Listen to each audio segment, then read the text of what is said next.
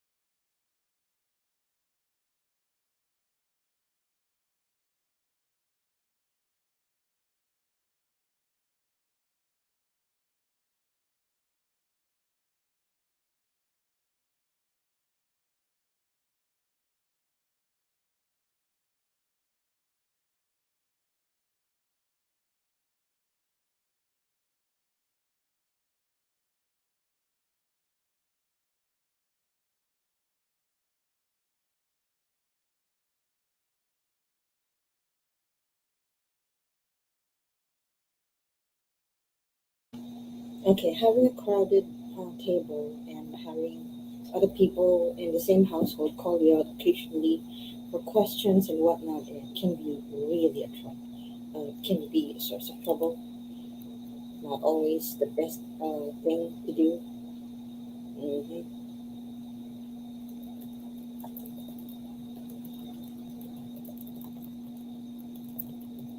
This might be the reason why I'm not always broadcasting stuff. On the other hand, I see myself doing other things or other stuff here because this was originally intended to be a tea channel, but I also juggle time between studying and researching stuff for academic reasons and whatnot.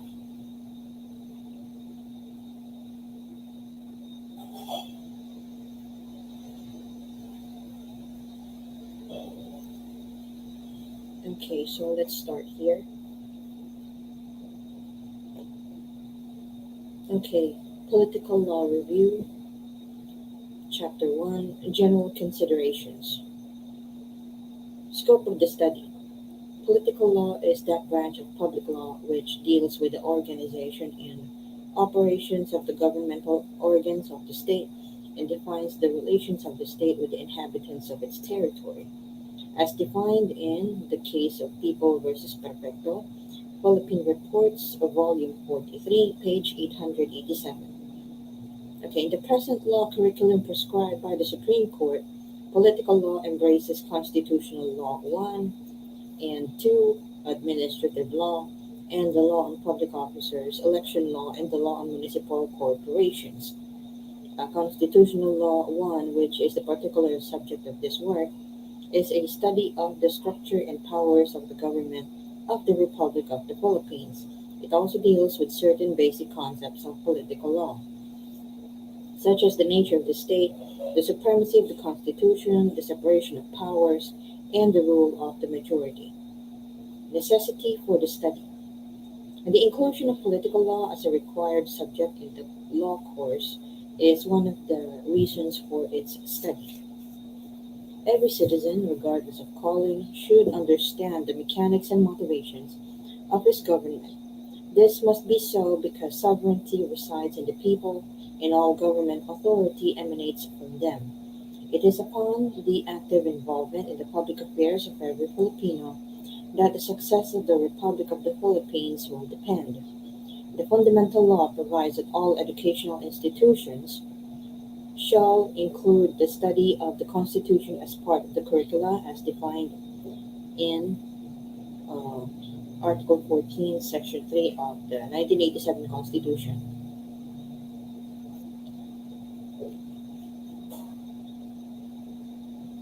Thank you for that one like. I really appreciate it. Okay, so here, basis of the study.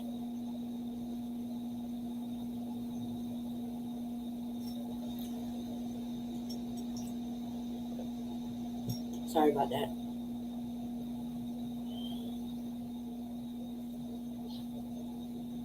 The principal basis of the study of Constitutional Law 1 is the present Constitution of the Philippines as adopted on February 2, 1987. In addition, the student uh, should consider pertinent statutes, executive orders, and decrees, and judicial decisions, as well as current political events in which the purposes of the law are applied or misapplied, particularly with regard to those of their provisions that have been retained in total or with modifications in the new Constitution.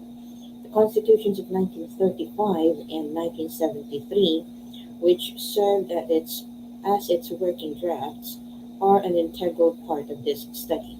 So too is the Constitution of the United States, along with the relevant rulings of the Supreme Court in connection with the parts of that document, like the Bill of Rights, that have been incorporated in the present Constitution of the Philippines. The reason is that imported provisions of law are, as a general rule, interpreted in the light of their understanding in the country of origin. Okay, background of the study. The inhabitants of the Philippines originally consisted of disparate tribes scattered throughout its more than 700 or 7,000 islands. These tribes were generally free and were each governed by a system of laws promulgated by the Datu or a council of elders, except when they fell under the sway of foreign power, like the Majapahit and the Srivijayan empires. These tribes were bound mainly, if not only, by commercial ties. The discovery of the Philippines by Magellan in 1521 brought the people of the territory under the common rule of Spain. This rule lasted for more than 300 years, during which the abuses of the government and the friars gradually developed a sense of unity among the natives. Mhm. Great, I got lost.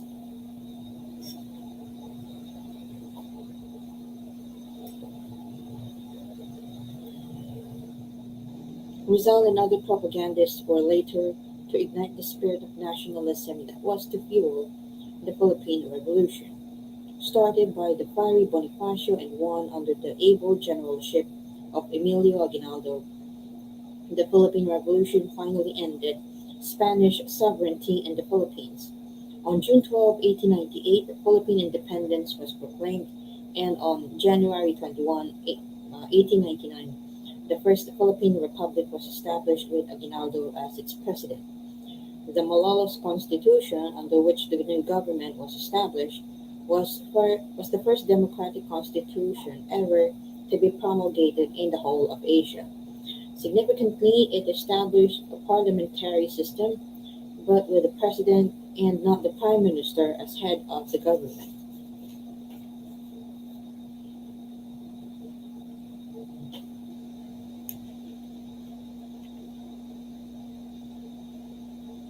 Okay, we're already 10 minutes in. I think I would have to end this broadcast for now just to check on the other audio files, the other recordings I plan to make. Thank you and have a good day.